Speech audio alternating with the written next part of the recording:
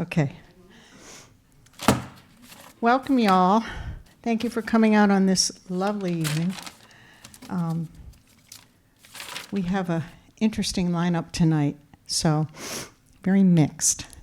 So my name is Lynn Vitti. I am the Poet Laureate of Westwood for about 5 more weeks, and then I'm going to hand it off to my successor, who is with us tonight, Beth Swinning. And what I'd like to do is just start by reading a poem that I wrote for the town for Founding Day. It's part of the gig, and so I thought I would inflict it on you. Okay, and then we will get to the featured poet who's sitting back there reading his tablet. Buy me, if it's, my size shoe is 9, if you're ordering. Okay. The Last Trolley, 1924. On High Street near Sen Key, the land of stone, the Council on Aging's Tuesday hikers assemble by the old railway depot, or what's left of it. Only remnants of one wall, its round stones whitening by age and weather. We squint at the ruins by the Sunoco station, envision people buying tickets or having a snack at the soda fountain while they waited for the trolley to Medfield and points southwest. We ask our amateur historian Bill what's beneath the asphalt bitumen of High Street. Trolley tracks, he reckons, never pulled them up, just covered them over and over. It was inevitable. The street railway was doomed. No one would miss it except the trolley enthusiasts who blamed GM and Ford for claiming the streets, clotting the roadway with autos, rushing off the assembly lines in Detroit, come to Westwood spewing black fumes, rattling along to Medfield, Millis, and Mendon. Trolley maintenance wasn't cheap, tracks, overhead wires, electricity wasn't free. The journey was slow, and when the trolley approached a steep incline, passengers were told to hop off, walk up the hill, reboard at the summit. The trolley's demise was sudden, a wet, messy end in a snowstorm. The trolley dead in a Dover snowbank, where it lay till spring. The electric railway closed up the line for good. The conductor scrambled to find new work, because America was on the move, and trolleys weren't part of the program. All drivers' eyes were fixed forward on the road, glancing just a moment into the rearview mirror, back at the past of King Philip's War, of dairy farms, water-powered mills, back at that relic of the tired old century. The last trolley, rusting in the snow, awaiting spring and a tow to the scrapyard without benefit of one last triumphant run. Okay, and without further ado, we'll get right to the to our feature poet, Dave Surratt. And I'm going to say a few things about Dave, if I can find my cheat sheet here. I stole this from Goodreads, Dave. David R. Surratt is the author of 8 collections of poetry, including Stable, which was named as an honor book in the 2016 Mass Book Awards. His latest book is Tonic, which I love, and I even got my husband to read it, and he also loved it. I won't list all of these things that Dave has done and that he has won. I would mention, however, that he taught high school for 33 years. You must have started when you were 8, in Waltham and East Bridgewater. And he grew up in Malden, and he was a hockey player when he was a kid, and when he was in high school, and when he went to Colby College, and after that. And also, he was the chief lyricist for the Boston punk band Boys Life. So without further ado, Dave Surratt.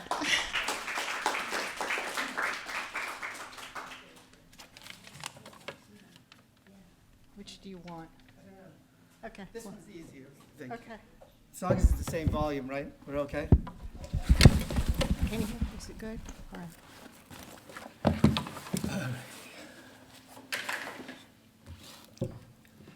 I'm going to read from the book Tonic, but before I start, I'm going to read something from I'm going to read a poem that takes place in Malden. I thought I was done. Excuse me. I thought I was done writing Malden poems, but my best friend Tom sent me our 5th grade yearbook, and I was flipping through it, and I got to this section where they predicted where we'd all end up, and it was such a great bit of predictions, things kids couldn't write now. So I'm going to give you a few new Malden poems. This is 5th grade yearbook. 1968, Our Community, published by the 5th grade Class B of the Immaculate Conception School, Malden, Massachusetts, in memory of Robert F. Kennedy. Thanks. I will grow up to be an historian. Further down, it notes I am most popular, so I have that going for me. But truth to tell, I tied Tommy Cronin, who swept the rest of the superlatives. But what about the 2 Carberry boys, ordained to be loan shark and garbage collector? Or Joanne Breen's go-go dancer? Or Robert LaRose works for the circus? How did life work out for them? I wonder if class poet Mary Theriot is somewhere sitting, clutching a thin volume of poetry, waiting to hear her name called so she can go to the podium and read to the dozen or so folks sitting there, holding their own. That crowd might include me. I didn't grow up to be an historian unless you count my endless desire to spill my own. This is my first job. Ross Tuxedo's, Malden Square. My first job was shining shoes at a tuxedo shop. They waited weekly in boxes stuffed back in after weddings or proms. It was an easy job, 5 cents a shoe. The radio played Roberta Flack's The First Time Ever I Saw Your Face, and I wanted to tell her to speed it up a bit. During hockey season, a friend offered to do the job, holding it for me through the winter months. He got fired, caught just eyeballing the shoes with a quick good enough before shoving them back in the box, shifting them to the shine pile. I know I should have been mad, but I wasn't in love with the work. I would have lots of jobs, waiting tables at the Seacrest, cooking breakfast at the Dome, manage the strawberries in a Music City. 33 years of teaching in the public schools, of course, shining up the students and putting them back in their boxes, trying to do more than just eyeball them. Okay. This is Making Out Malden High School, 1973. They made out between every class on the stairway platform before the 1st and 2nd floor. 2,000 students changing class pushed up and down these stairs as they kissed, oblivious to the bodies brushing by. Her blonde hair fell down her back, and his afro burst like a dandelion, brown cheek pressed to white. I sat outside the principal's office when they arrived, about a dozen, purpose in their gait. I didn't hear their demands, but I heard the angry response. They marched out, heads down, cowed and angry. Now they want their own prom, the principal said to me. His only audience now. I didn't know what they had already asked for or why this is one thing too many. Later that year, we all gathered in the auditorium for the kickoff of the Sickle Cell Anemia Awareness Campaign. It brought out the racist in some kids, stuff I'm too cowardly to repeat. A large man guided Stevie Wonder to the piano. Stevie Wonder, I'm not making this up. He sang, very superstitious, the devil's on his way. But the devil was already here, the angels fearlessly kissing on the stairs. I think it was 2 years ago, it was the 50th anniversary of Stevie Wonder coming to sing at Malden High School, which was pretty amazing. That's an assembly. And I felt so really bad because I had already written the poem, and I know the poem was a little dark, and everybody was being sentimental about it. Besides Malden, I was lucky enough, growing up in the 50s and the 60s, working class people could have a cottage. So we went to the Cape. So I have a couple of Cape poems. This one probably should have a trigger warning. Salt Marsh Lane, Cape Cod, 1966. It was summer. I know this because I wore only shorts. felt the packed sand beneath my bare feet, smelled the sulfury marsh behind me. We played basketball, the hoop high above our heads, nailed to pitch pine. We heaved the ball underhand, not yet capable of holding the ball over our heads. We took turns, no dribbling, just an awkward bouncing in place. I don't remember talking, maybe laughing with her. I squatted and tucked the ball between my legs, heaved it to the net. I followed it with my eyes. It clunked off the rim and plopped back in front of me. I looked up at her, staring at me like I had pulled a knife on her. She looked once behind her, then twice, and ran. I had no idea what had come over her. What had I done to scare her so? Did someone call her? Was she coming back? A breeze between my knees and a quick look downward revealed my split shorts, where I had dropped through. I didn't mean anything. It just happened. Hey, man, she was fast. I pushed myself back up and went inside to chuck away the offending shorts.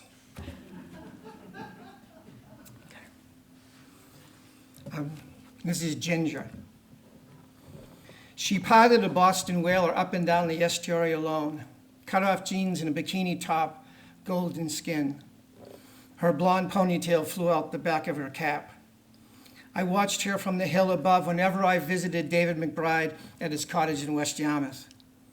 He pretended not to notice me staring at this faraway figure. One day he told me her name, Ginger. My father asked if I was, That night my father took the family for ice cream, and on the sign of 50 flavors was Ginger. My father asked me if I was sure when I ordered it instead of my usual strawberry.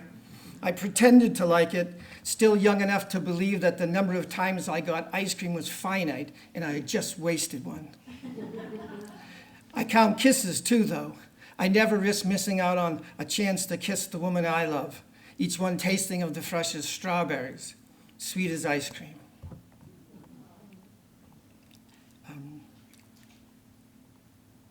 I wasn't going to do a hockey poem, but I think I will do a hockey poem. The joke before this is always I brought up in two religions, Catholicism and hockey. This poem said it has both. And it's called, and I think you know who the Townies are, where they're from. Lumpy. I don't have to tell you that Townies are tough. The defense was making me miserable. I was only 10, playing against 12-year-olds. Call him Lumpy, my brother said to my back. Hey, Lumpy, I called as we lined up for a face-off after an offsides. The kid's mouth opened. Tears filled his eyes. Don't call me that. My mother gave me this wiffle, and I have lumps in my head. The referee dropped the puck. Lumpy didn't move. Our Lady of Grace, those kids wore hand-me-down sweaters. The school letters sewn diagonally down like the New York Rangers, peeled away and flapped, all their equipment the same vintage. I asked the goalie why he played for Our Lady of Garbage. He hooked me across the throat with his goal stick. And a bench-clearing brawl followed, and the scrimmage called early, and I croaked for a week, but I was happy no one cried. I did teach for 33 years. I think that's the number. I didn't count till it was over. So I'm going to read 3 poems, one from my first teaching experience, one from the middle, and one from the end. So this is called just teaching. My first teaching practicum was in a kindergarten, February and cold, Waterville, Maine cold. The children clumped in, boots, ski pants, scarves, mittens, sweaters, hats that filled the overheated room with the sense of wool and snow. They lined up and the teacher and I commenced the work, mittens shaken off, stuffed in pockets, hats removed, left dangling, scarves unwrapped, hung on hooks, jackets pulled off, left waiting, boots pulled free, squeezed into cubbies. The teacher wiped the noses that needed wiping. When the last kid was settled, it was time to get them redressed for the journey back home. And anyone ever taught, some days feels exactly like that. Okay, this is 9th grade geography. I was a trained English teacher. I plan a chapter ahead in fake teaching knowledge of the subject. Before Christmas break, I assigned a project, Holidays Around the World. It goes as expected until Jared steps to the front of the class and announces, St. Dominic's Day. And here's one I don't know. I lean in to listen. He talks of women walking down the village carrying the giant phallus. What? The giant what? I say to myself and scan the classroom. The class pretends to listen. There's not even a smirk. The women prostrate themselves in front of it and weep with joy. The presenter admits no adolescent giggles. Had he bothered to look up prostrate or phallus? And he finishes reading and bows and places the report on my desk, all smiles. Thank you, Jared. I made a video too, Mr. Surratt. So maybe another time, Jared.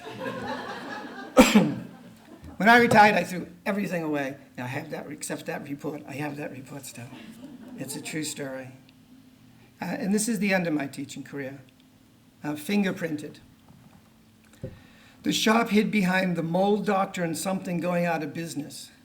She, a pretty, petite blonde, no makeup, no jewelry, jeans, and a T-shirt bright with an assault rifle. America, I'll defend it. There was an empty baby seat. Her hands were small. She guided mine with a teenage girl's touch on a boyfriend's hand on a gear shift. She couldn't have been gentler, nicer as she pressed and rolled. I made it 60 years out of the system. I committed no crime except to keep a job in the public schools. I imagined saying to her that we could leave right now, empty the saving accounts and drive till the money runs out, and then rob our way across this great country of ours, a real old-fashioned crime spree. She already had the guns. Let's give these fingerprints an adventure. Instead, she hands me the receipt. I stuck it in my wallet to retrieve for the central office, which is 2 flights and 6 security cameras down from my classroom. People love to ask when you teach long enough, how terrible the kids got, worse and worse and worse over the years, and how different they were. And it's not true. They were the same. They were always the same. Adolescents for the millennium were the same, except they weren't safe anymore, and they didn't feel safe anymore, and that was the difference. And the administration's answer to that is fingerprint me. So that's the end of my career right there. When you put together, the book is called Tonic, and I called it Tonic for a couple of reasons. One, because I know it doesn't stand out as much to you, but I do have a very thick Malden accent. I can't help it. And tonic is what we call soda. So, but at the same time, tonic is also something that's supposed to be good for you. And if you're all poets in the room, every poem is supposed to do that, is to put 2 things together that aren't supposed to be together and make something wonderful out of it. So what we call tonic was terrible for us. So maybe the poems are not so good for you, but maybe they aren't. Maybe they're a tonic. They'll be good for you too. But when I was finished, I found I had written, I wrote during COVID. I wrote tons and tons. And I noticed I'd written a lot for my wife and for my father. So I'm going to read a couple of poems for my wife and a couple for my father. This is The Gift. Excuse me, I'm going to take a breath. She could tell I was pleased with myself. You're going to love it. A shadow passed over her eyes when I placed the box on her lap. The box, too big, unless it was a set of Chinese boxes ending with a tiny velvet box containing you know what. I had screwed up again. It was a pair of figure skates. I had pictured her holding my hand as we glided over the ice, the only surface in which I have any grace, the very picture of 2 people in love. She didn't say a word, grinned, tried them on. We did skate once, me and my Bauer Supreme, she and her bright white Rydels. She said they hurt her feet. So, I guess 33 years teaching, and I've been with my wife for 48 years, so it can't be because of gift giving, that's for sure. And during COVID, right before COVID, her job was on Martha's Vineyard. So she went to work, she commuted on the boat. So this is Martha's Vineyard Hospital. My wife worked on the island. She commuted on the ferry from Woods Hole, leaving retired me alone for a couple of days a week. I pulled her old photo book off the shelf, all the hers before I first saw her. When she returned, I told her how beautiful she was and how I had wished I had known her then, known her all my life. She made a face like she had bitten into a lemon. She tried to make me feel better. She told me in the beginning she thought I was too pretty to date. And that does make me feel a little better, although I haven't been pretty for decades. You have to use your imagination for that. When the first time I had a reading for this book, I was in a signing line, and some woman said, "Is that you, David?" And yeah, that's me too. And she said, "What happened?" And she wasn't like any younger than me, I don't know. So a couple of poems from my dad. This is World War II monument. I pulled over to surprise my father. "Come with me." I wanted to show him where he and his brother's names were newly etched. My mother stayed in the car. "Come on," I said, "it's cool." She remained in her seat. I already know his name. Bella Pratt's sculpture stands above Bell Rock Park, the Bell's long silence. The Marines wave a flag, Army and Navy crouch on guard.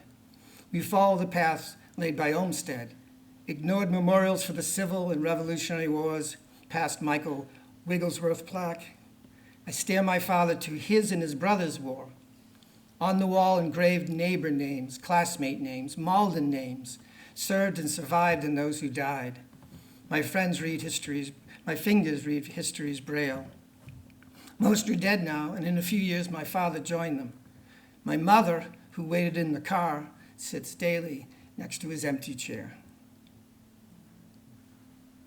And this is our last one. Not last poem, the name is actually the last one. I was surprised as everyone departed, two at a time, a backwards arc. Didn't they hear, didn't they know? No one should die alone, and no one should be alone to wait. But I was alone to wait.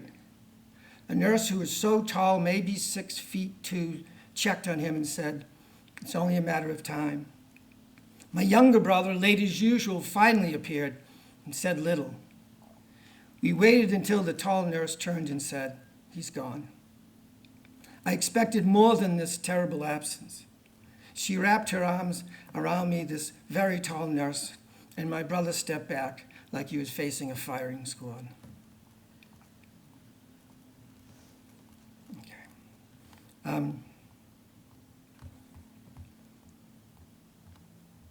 So I'm going to read just two more poems, and one for my mother, because my mother passed away a couple of weeks ago.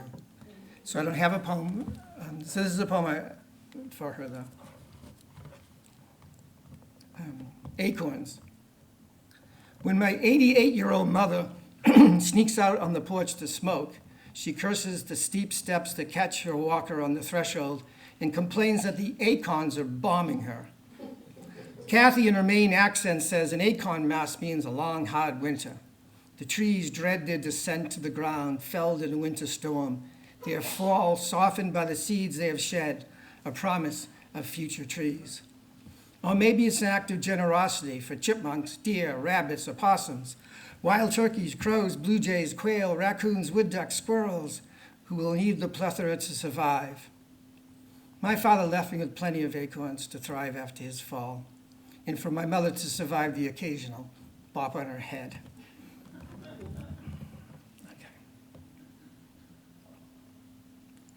Okay. I did write all these during COVID. I don't think we know what COVID's going to reverberate through the years. But I wrote maybe 60 poems and maybe, I don't know, a couple 100,000 words of prose. I couldn't stop. But one of the bad things about it is that you couldn't see friends and family. I have a daughter in Canada who I haven't seen in 5 years now. 3 years of COVID, and then last year was the forest fires, and this year I don't want her crossing the border. So, on the back of my book is 4 people. These are my 3 best friends. Tom, has been my friend since birth. We used to go by each other in the baby carriage. And the other two are seventh grade friends. And we meet every year, maybe, well, more than every year, but we see each other 2 or 3 times a year, but COVID stopped that. So when we finally got back together again, I got the final poem for the book.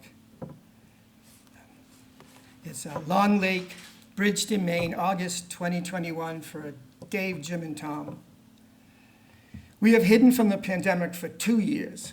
Vaccinated and tested, we meet in Maine. 4 friends for more than 50 years. Long forgiven faults. Deep into drink in the dark, around a fire, a few feet from the lake.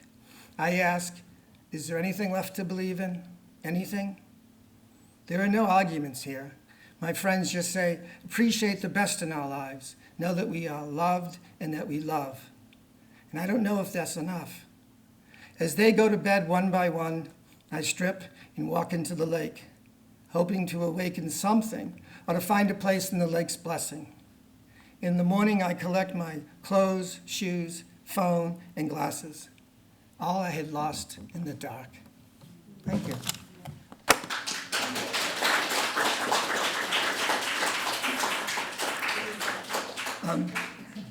I do have books.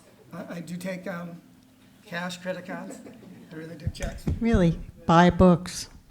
Right. Please buy books. Thank you, David. That was wonderful. I'm glad you read the one about the acorns. That's one of my favorites. So now we have some Tuesday night poets, sort of a smaller core. I have some of the original people are here tonight, which is good. And so we've been going now for 3.5 years, and this is the 4th poetry night we've had. I had to look it up in my calendar because I was having COVID, disorganization. So before the Tuesday Poets, so we have a special treat. Elizabeth Lowney, who is our Youth Poet Laureate, is going to read. And like me, Elizabeth is on short time. So do you want to stay in there here? Yeah. Okay, yeah. Okay. This is it? Oh, okay. Hi, everyone. My name is Elizabeth. I'm 17. I go to Westwood High School. I'm a junior, and I'm the current Youth Poet Laureate. So today I'm going to be reading a poem called Wild Child, and I chose this poem because it's sort of like springy and like the seasons are changing, and so yeah. Wild Child. I am wild, like the blue heron flying against the blue sky, sliced in half by a strip of clouds. From sidewalk chalk stains on perfectly pink clothes, hands forever smelling of pine and dirt. Cool summer nights when bright white stars scatter, dog days filled with melting ice cream and sandy feet, ocean waves crashing upon brown rocks, leaving dark shades of obsidian in their wake.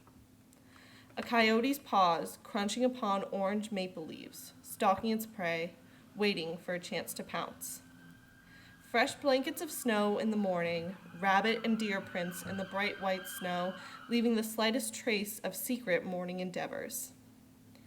I grew up in a world divided by masks and protocols.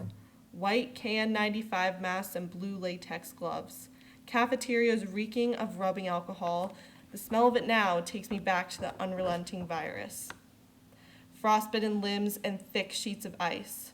Snow-covered trails and icy winds. Bright green buds breaking through the snow. Robins chirping among the sounds of ice thawing, pink flowers blossoming as sheets of rain pour down. Wild violet flower rooted in dirt, pushing through the leaves, rain, transition.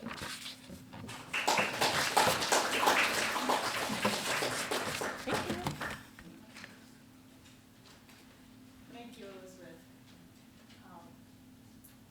This has been a lot of fun for me this year with Elizabeth.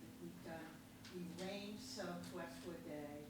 We went to Brockton the weekend before last to a gathering of poet laureates from Eastern Massachusetts, and Elizabeth and one other young youth poet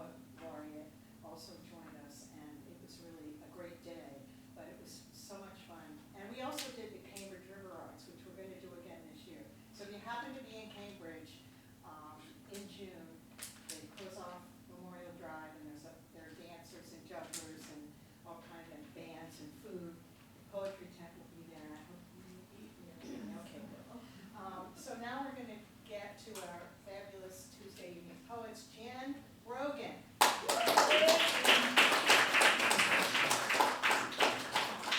Jan is not only a poet, but she's also a journalist and a fiction writer and a nonfiction writer, and we just love having her with us. Thank you. I have two poems, and one is sad and one is amusing. So, at least I hope it's amusing. The first one, I usually write free verse, but this year I focused on rhymes. So the first one, when my son went to Westwood High School, a lot of his friends wound up dying from opioids when they got older. So this was written after I attended one of those memorial services. Opioid Sunset. Under a sun beginning its descent, they spoke of the brightest star, bright enough to dim the moon's crescent and bring light to the skirmish of daily war. Don't worry, we got this, you said, to every daybreak and battle ahead. Your slayer's sword raised instead of the many who looked to you for aid. Of the rattling, it was clear you knew, the constant tug of the fastened chain, even stronger than the muscles you grew to fight the enemy that remained. So now, candles in hand, we mourn your vanquished light and setting suns across the land.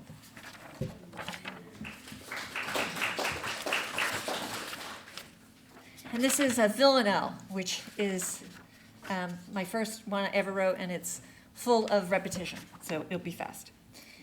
Anywhere else, they say boredom is vastly underrated. The text, the email, the news alert overplayed. The allure of other worlds can be negated. The dopamine hit is terribly freighted. A dimming sparkle that betrays. They say boredom is vastly underrated. A minute unentertained, attention gated, fingertips imprisoned, urges delayed. Can the urge to doom scroll be negated? The discomfort of stillness is overstated. Silence is fertility for ideas to cascade. They say boredom is vastly underrated. Wake by sunlight, stare at walls unpainted. Imagine new colors or how to patch cracks unaided. A YouTube solution can be overrated. Leave the smartphone off to ponder. Reach for a thought, a stillness, a wander. Boredom is vastly underrated. The allure of other worlds can be negated.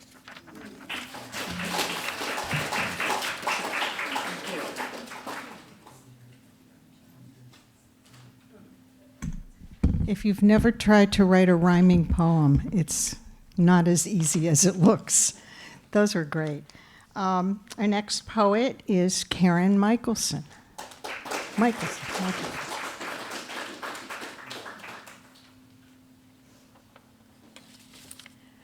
This is a poem that is a reflection of my history growing up on Long Island, and it's called Purple Stained Spoons.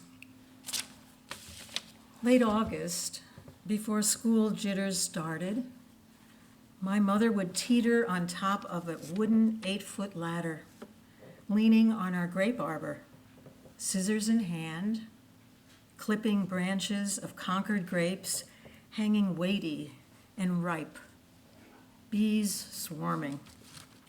My grandmother, eyeglasses fogged with steam, managed her large dented pots, sterilizing glass jars as they danced on the stove.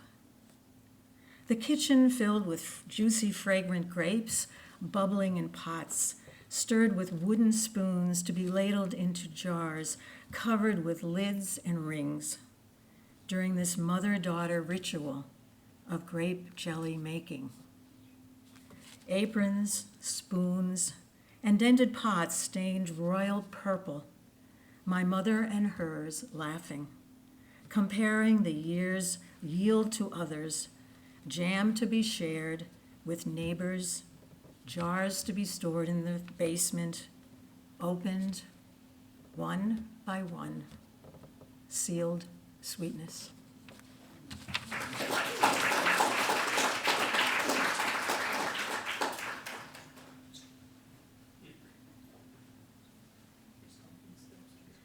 Our next poet is Brian Mitch.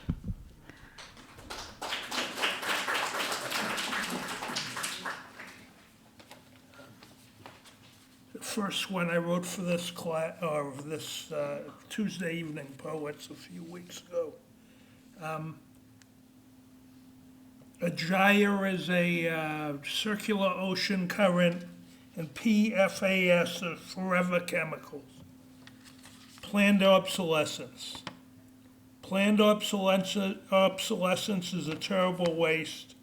All our devices break down with exceptional haste. Analog to digital costs you a fortune.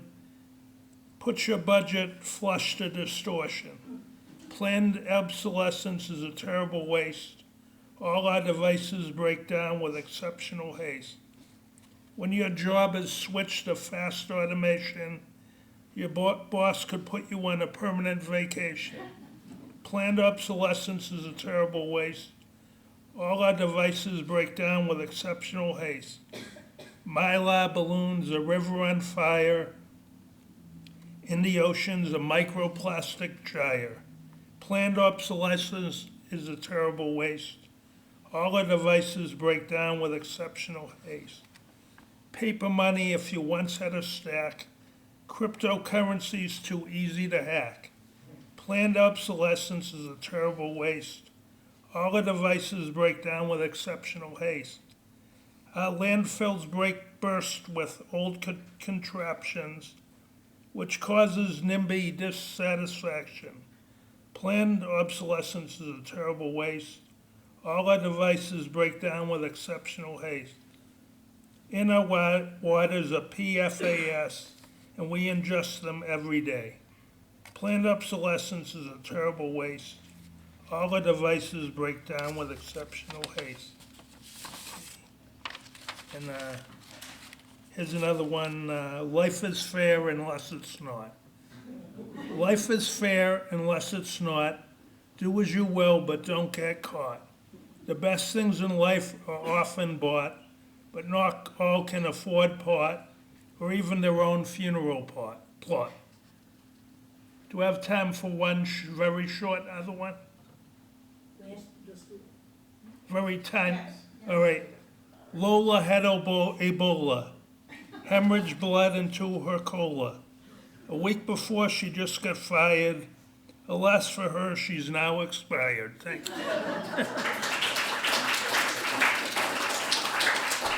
I always think of Brian's poems as like the poetic analog to Edward Gorey drawings. Like you really love them, but sometimes they're macabre. But he's not, so that's good. Now I can't remember who the next poet is. Marilyn Gove, one of our original poets, who travels far from Plymouth to Westwood every other week to be in our workshop, and we love her. That's my claim to fame. I travel far. So I just want to say, you probably see a Band-Aid on my nose. And no? I do that deliberately just so you can focus all your attention on me. Yeah. So tonight I decided to do something fun, because I think we need some fun. And I left all my dark poetry at home and decided to also do a second poem that just basically feels beautiful to me. So I hope you have a similar experience. This first poem I wrote in February, Valentine's Day, and its title is Sweet Crush. I don't think my fellow poets have heard it before, but here we go. Sweet Crush. I see you through the window of a seaside shop. I try to walk away, but you compel me to stay. I am overcome and cannot resist. Craving you moves to the top of my list. Heavenly chocolate, I'm enamored by you. Fruits, nuts, yogurt simply won't do. I know I should rally, try and be strong, but this is what happens when you toke on a bong. Small bells ring as I enter the shop. Small bells ding, ding, small bells sing. I float on over to the shop's display case, a wide-eyed smile on my wanton face. I ask for a dozen, loud and clear. I think I'm in love with a milk chocolate square. Your smooth brown skin, decadent and sweet. Indulge me, sweet morsels, but don't stick to my teeth. I stroll on over to a bench by the sea, compose this love poem for you and for me. You are the one thing I can't live without. Delicious, delectable, you melt in my mouth. Okay. Did it get at least a 5 on the scale? Good, good. The second one, I don't know if you ever heard of ekphrastic poetry, which is something I've fallen in love with. This year and the end of last year was the first I've really written, and essentially it's a word that's evolved over time, but from a contemporary perspective, it means that you're going to provide narrative or lyric to any object of art, okay? So on Saturday, I had really the opportunity and the privilege. I was at the Duxbury Art Museum and Complex. Jason Cheeseman Myers, who is a painter living in Natick. I actually wrote a poem for one of his paintings, and it's on the wall there. And the title of the painting is The Course of Rivers. And I also named this title, or this poem, The Course of Rivers. When you really begin to research and study rivers, they're just so magnificent. And they often go through a similar evolution that humans will go through in their human development. So I saw a hand-in-glove relationship between a youth who was on this mountain by this river with a large shovel, and I think it kind of stands on its own. So I will read that now. The Course of Rivers. Old river, you are a squatter by nature, nourished by pelting rains and glaciers melting. Your watery heart erodes the continental crust, carving gully and waterfall, source to mouth, reshaping the land. Old river, I climb the grassy hillside where you flow. Gathering strength, you persevere, endure the sublime task of pushing forward. I am young when I first hoist your sediment onto the shallow blade of a sturdy shovel.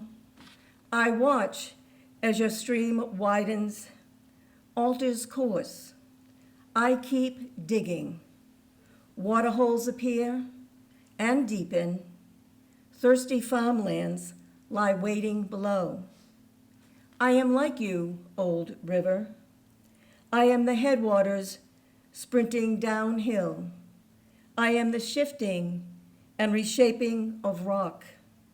I am aimless with meandering. Through deltas and floodplains, I travel beside you, watering all things along our path. Thank you.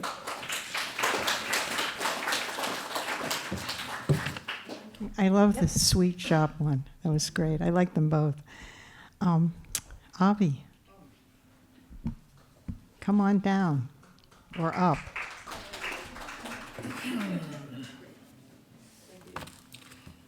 Good evening. My name is Avi Glazer. I have an accent, but you'll understand later on. I have 2 poems, and then if you'll ask one anchor, I'll do it. Zip it, lock it, put it in your pocket. Zip it, lock it, and put it in your pocket. Very smart instruction my granddaughters gave me while visiting in Virginia. A slogan I will print on my T-shirt, reminding us of our sages' famous words in Hebrew, Siag l'chokhmah shtika, in English, guard your wisdom by keeping silent. Zip it, lock it, and put it in your pocket. So That's, if you need space. If you need space, I will go upstairs, expressed my 3.5-year-old granddaughter to her big sister. What a novel idea. Instead of fighting on what TV show to watch, let's separate. A two-room solution to resolve a family feud. I wish our politicians could adopt this simple concept.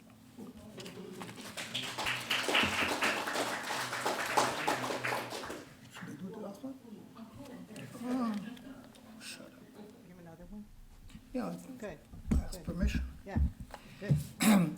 To buy or not to buy is the question. To buy or not to buy, that's my question. Do I need it or not? Do we have perfect spot? To be or not to be a saver? To be or not to be a collector or hoarder? If you ask me, I am a saver and a collector. If you ask Abby, I am a hoarder. To throw away or not is my question. Looking around, so much can go. Do I donate it or just throw? I do not want to ask Abby again, knowing her answer. Call 1-800-JUNK and let's say amen. Thank you.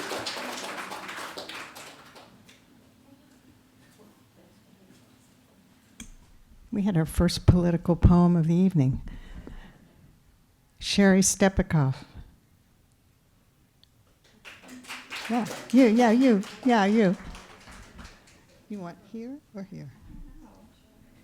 So I've read my poetry a lot, and the thing I've been nervous about tonight was whether you could see me if I stood back here.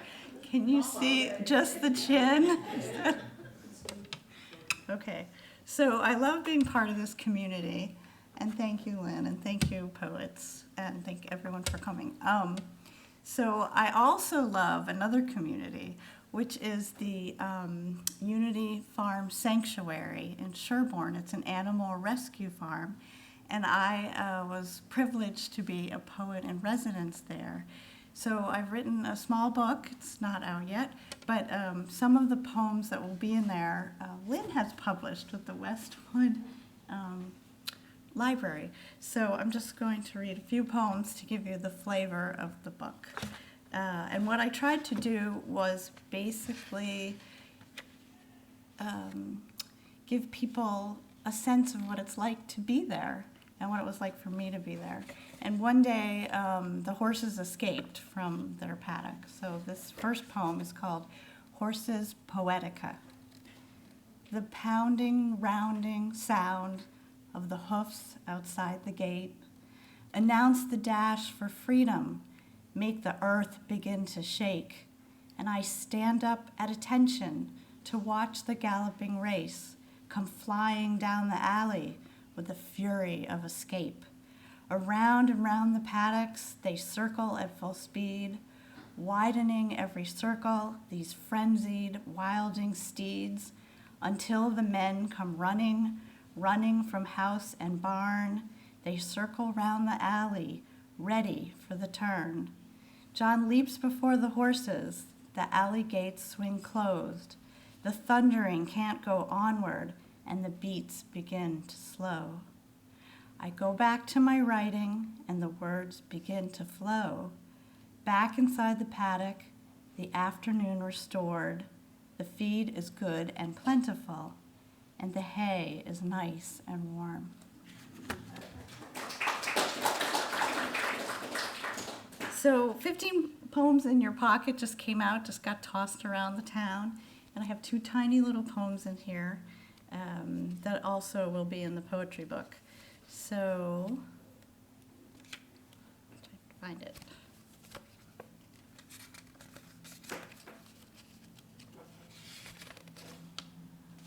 So the first one is called Evening.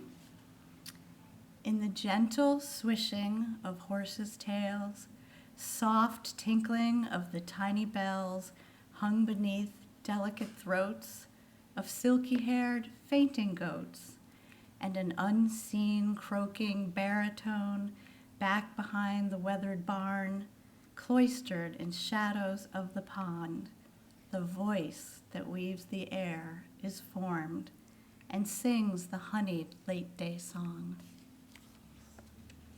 And last poem, very short. So all you need to know is that this farm is a rescue farm, so the animals do no work. They're just there to be taken care of, and that they don't use saddles on the farm, not even the saddles that protect the chickens' backs when the roosters come for fun. Okay, so it's called Body Barnyard at Unity Farm Sanctuary. No saddles worn on the rescue farm, and no small creatures come to harm. The horses graze throughout their days, while Star the donkey stares and brays. The fainting goats go into rut. The roosters puff their chest and strut. There's chicks aplenty to be born. These ladies' feathers are well worn. Thank you. Thanks, Sherry. This is a fascinating book about the farm, the rescue farm. So now I have the honor of introducing our soon-to-be poet laureate, Beth Swinning. She's a librarian teacher at Martha Jones School, and she has a long history with poetry. So.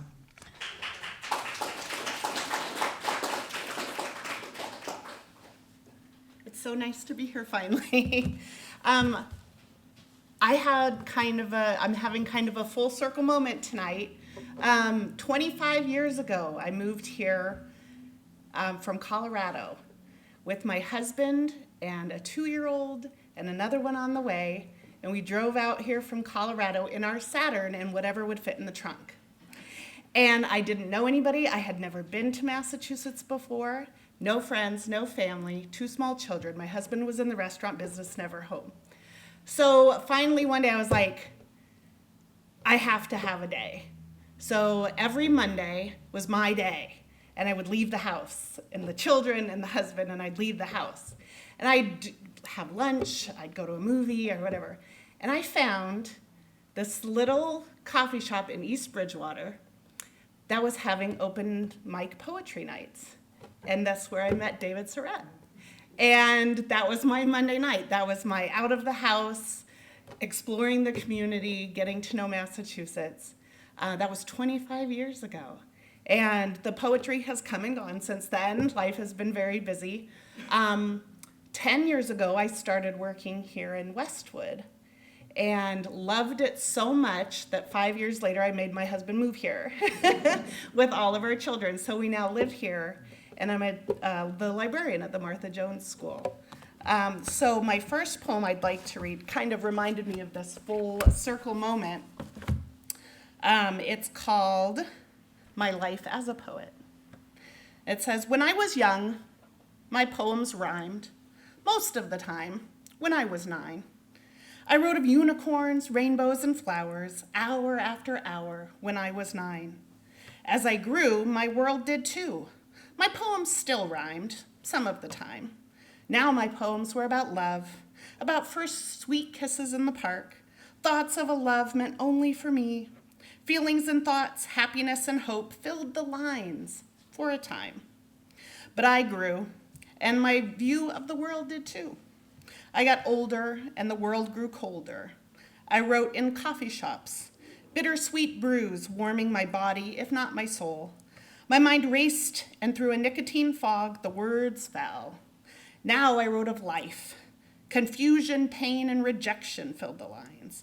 Love wasn't supposed to be like this. This isn't what I wrote. Still I grew, against the odds I knew. I made it through the pain and fog, and I grew. Not just in body, but in mind, and in love, and with hope, I grew. Into a world I had made my own. And then my world changed forever. I had my first child. It wasn't planned, at least by me, but maybe by some design known only to fate. And for a while, no words escaped my pen, and the pages lay empty. But I still grew. A new and different world opened for me, a world filled with giggles and excitement, and a new sense of hope. New words flowed from my mind, and a new me was born on the pages, for a time. My children grew, and my expectations did too. Expectations for myself and my life. Who am I? What do I want? Where is my personal port from the storm and the strife? Words and pages became my place, where I could create and share, a happy, safe place.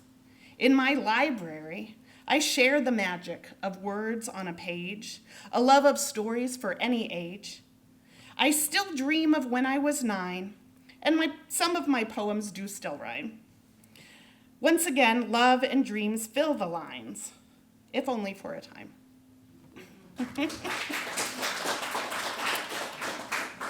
I have, being a librarian, I have the joy of a long hallway that the kindergartners walk up and down every single day. And one of my favorite things to do is just sit there and watch the line of kindergartners wander down the hallway, jump, twirl. The things are amazing. So I wrote this a couple years ago after watching one of these events. And it's just called Kindergartners. Kindergartner walking down the hall. Why did you stop to lick that wall? You stopped mid-skip when you saw that stick. And now you've decided to get down and crawl. Facing front, facing rear. Not that way, we're over here. Looking up, looking down, so many things to see all around. A hop, a jump, a skip, a twirl. You go down the hall in a happy swirl. Colors and joy follow behind. The path ahead, undefined. A new and unexplored world.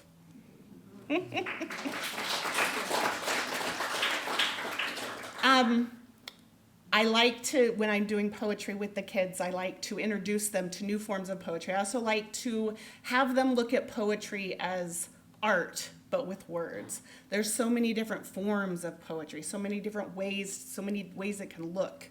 And recently, I have had them exploring writing poetry with AI, which is an interesting exercise.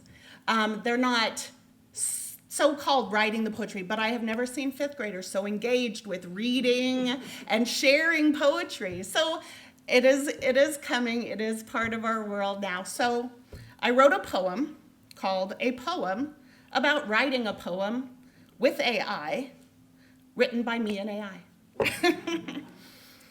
I have so many poems rolling around in my head. I needed them out, but they're stuck there instead. What can I do? Where's my inspiration? I glanced about, a moment of hesitation. Then I shrugged my shoulders and heaved a sigh. I leaned right in and I used AI. Is that legal, I thought? Will I be arrested? I've tried it before, tried, true, and tested. I was hesitant at first. It wasn't all from my head, but the ideas were still mine. So here's what I said. I asked my AI, write me a rhyme. It answered back in record time. A poem about a poem, it said. It spun out words straight from its head. It rhymed orange, somehow twice. It gave my cat some weird advice. It made up words like whip or whap and ended with a cowboy rap. So here's my lesson, tried and true. AI writes poems, just not like you. Thank you for having me.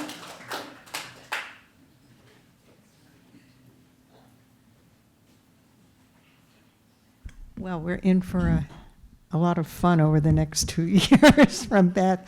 I think a few people have signed up for open mic, so why don't we take a quick break and then come back. There are some cookies and lemonade and fizzy water and some little giveaway booklets of poetry back there, and we'll come back literally in 5 minutes, not metaphorically. Okay.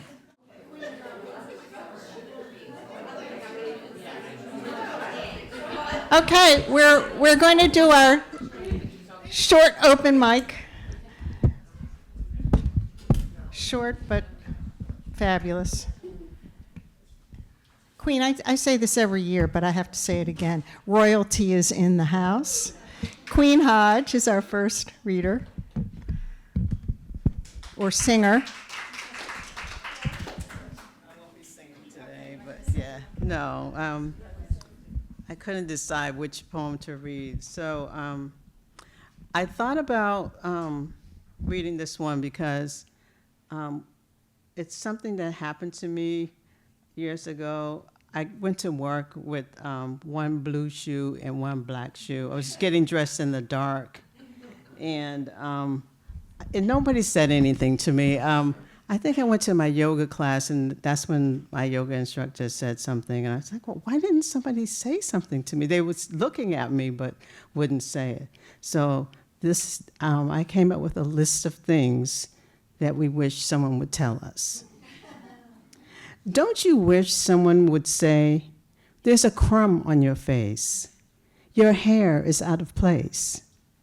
Better zip up your fly. There's crud in the corner of your eye. You need a tissue for your nose. Your dress is tucked into your pantyhose. Coffee you spilled left a stain. Dropped your tea pass on the train. A piece of lint is in your hair. A hunk of wax is in your ear. Toilet paper stuck on the bottom of your shoe.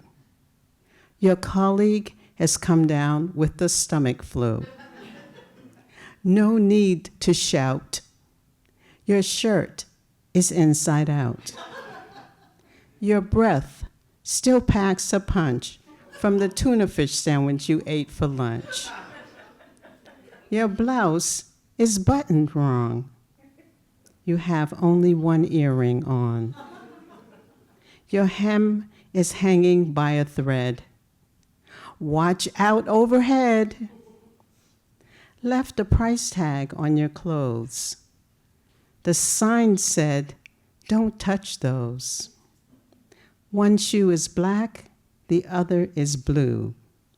Your socks are mismatched too. Left your belongings on the bus. Your new boss's name is not Gus. There's a hole in the seat of your pants. What you touched were poison ivy plants. You mispronounced that word. You stepped on a turd. There's some food in your teeth. That's a one-way street. What you said sounds absurd. Someone just flipped you the bird. Your shoelaces are untied. The memo you shared was classified. Don't click on that link. It's not what you think. The mandatory meeting was yesterday. That was not a buffet. The key isn't under the mat. A little birdie christened your hat. Those people you were standing between contracted COVID-19. The car repair is more than you can afford. Your computer hard drive can't be restored. There's no bathroom nearby. Your prescription expired in July. Why the hesitation to shed light on the situation? If the shoe was on the other foot, it'd be great to have some input. No need to chide. Taken quietly aside, you could circumvent some embarrassment. Will you speak up or walk away? I hope next time you'll have something to say.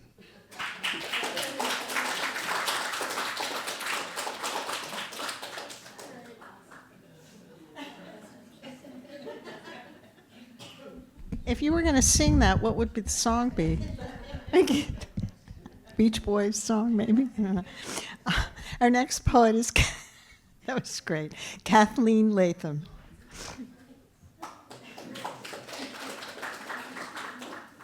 God, I laughed so hard that I choked on my water. Oh, wow, and I am way too short for this. Is that better? Okay. Hello, I'm Kathleen. I am from Westwood. My actual first poetry collection just came out, so I'm going to read a poem from that. I raised 4 kids in Westwood, and this was a poem I wrote for one of my daughter's friends named Josh, but really I think it's for anybody who's ever been afraid they aren't going to find love. So this is called Advice for Josh on the Last Girl He'll Break Up With. She will talk too much or too little about all the wrong things. She will flirt with your friends or text you too much or act as if she's only there because she's doing you a favor. She'll hate Springsteen or the Red Sox. She won't like your cat. She'll be pretty and nice, but mind-numbingly boring. Or she'll be reckless and scary, but good in bed, like an out-of-control carnival ride, all careening lights and screaming brakes and fun while it lasts until she hurts you, or you hurt her, or you both give up at the same time. Or worst, trust me, worse, she will be brilliant and witty and far better looking than you. She'll love your mom and run marathons. She'll feed the homeless and teach Sunday school and donate half her income to UNICEF and half her hair to Locks of Love. She'll be a supermodel pediatric brain surgeon. But still, you will lie beside her late at night and wonder what is wrong with you. Wonder why it's not enough, why she's not enough. And you will stare at your ceiling with the amazing food she has cooked in your stomach, or the carnival ride sex coursing through your veins, and you will numbly follow the changing of the traffic light that shines through your window, red to green to yellow to red, stop, go, slow, stop, go, slow, and you'll think about settling. Only you won't call it that. You won't use that word, because she is pretty and kind, or a thundering roller coaster, and you're waiting to see where it takes you. And settling is so arrogant, right? Like, what makes you such a catch? And the light will keep changing, and your doubt will keep growing, and you'll have the inescapable feeling that you're running out of time or asking all the wrong questions. And just when the weight of uncertainty threatens to crush you, I want you to stop. Stop worrying and wondering and analyzing and guessing. Because one day, just around the corner, in your same but different life, I promise you, you will meet the woman who comes next. And in that nearly now, you will lie in your bed, watching her sleep, her breath a whisper on your cheek, and your mind will be quiet, and your heart will be full, and the only thing the traffic light outside your window will keep track of is your silent prayer to time. Stop.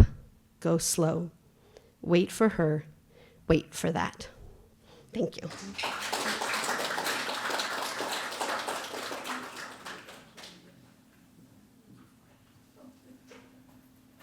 Jess, where are you?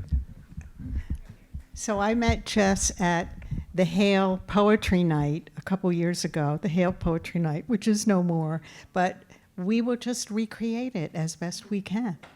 Miss Hale. I'm Jessica. So this poem is something I was talking with, I work at a daycare preschool. I was talking with my coworkers about, like when you're told as a little kid, like, oh, you can do absolutely anything you put your mind to if you try, and how that's maybe not always the best advice, because some things you just cannot do. So here goes. Just do your best. Your best is enough. His best didn't make rent this month. Just do your best. Your best is enough. Her honest best didn't make the relationship last. Just do your best. Your best is enough. Their genuine best, positive attitude, didn't put them in remission. Just do your best. Your best is enough. Yet your best didn't gain you acceptance to any colleges. If we tell the kids this, we must disclaim. Sometimes your best won't be met with reward. It won't be seen, it won't be heard. But beautiful baby, you better believe you're worthy to you, you're worthy to me.